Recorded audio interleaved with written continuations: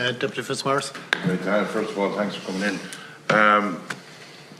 To Chaggis, Mr. Spink, you said new markets. What's the value of the market last year, this year, and the year before? How much extra in millions have you created for tillage farmers through distilleries and all that in higher prices? As yet, we haven't, because we're only... So what's the point in the usual palaver that comes in talking about markets when it's pounds, shillings and pence that farmers need in their pockets? Not talk about new markets that's not delivered. Where are they if you have said you've done the work on them and got them? No, we're just starting. I mean, it's going to take a while to shift some of those but do you realise that at the moment, like... Give him a chance to answer. At the moment, we have... say the dairy minister coming in knocking down the door, the beef minister coming in because thankfully the price is good. Farmers only come and because they're busy and give out or look for a fair price when they're in trouble. The tillage sector, let no one be conning themselves, is in trouble at the moment, and we're going to lose tillage farmers, which is a requirement. I would ask the department under the climate action plan, and when you look at the requirement of funding that's needed, is it not a no-brainer to try and help the tillage sector here more, rather than bringing stuff from, be it Ukraine or the third countries that we'll call it the Mercosur countries? Is it not a no-brainer to do that, even with all the palaver I hear about the climate? So from our point of view, the reality is there is a dependence on imported feed to feed our livestock. Like, obviously we want to grow the area of tillage, and we want to be able to increase that grain, but you know, we're not going to be able to replace imports. The reality is we have livestock to feed, and we are dependent on those imports. And there was a lot of questions in the last session around what are the volume. We have that data and we can happily provide it to you on the imports of feed.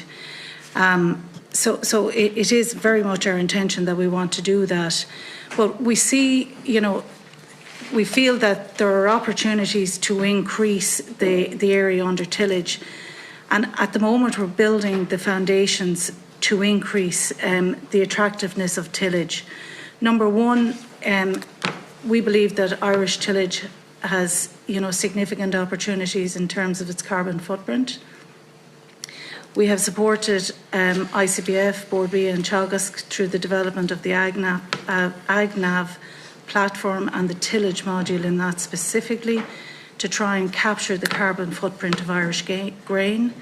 We are working collaboratively with the Cereals Association of Ireland, with Bord Bia and with players within the market to try and create those value-add opportunities that will differentiate and command a premium for Irish grain, whether that's in food or in drink.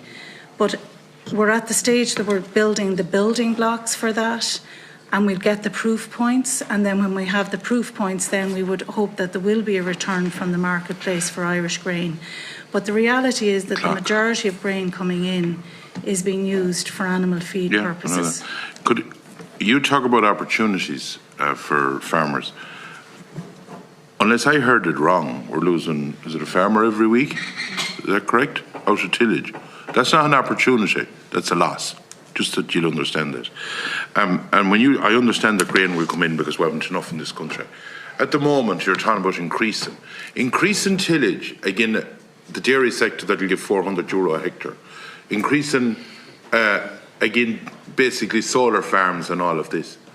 So where do you see this expansion coming when we're losing farmers? And why, as a minimum, you talk about Bord Bia, why as a minimum when you listen to the different organisations that came in earlier?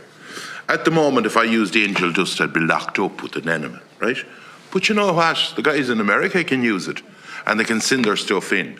Why isn't it cleared that genetically modified, as been said by the groups earlier on, genetically modified grain is marked genetically modified clearly as, again, the grain that's grown in Ireland? Why isn't that done as a minimum requisite, first of all?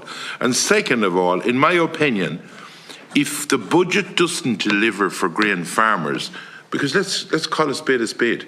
If you have the derogation pressing on one side, the dairy farmers are looking for more land. There's no point in saying they're not. And the pressure on land, there's forestry crowds coming in trying to buy land. There is investment companies. There is, as I said earlier on, the solar farms. And the pressure on land, I didn't see any more of it made in the last few years. So the pressure that's on it is ferocious.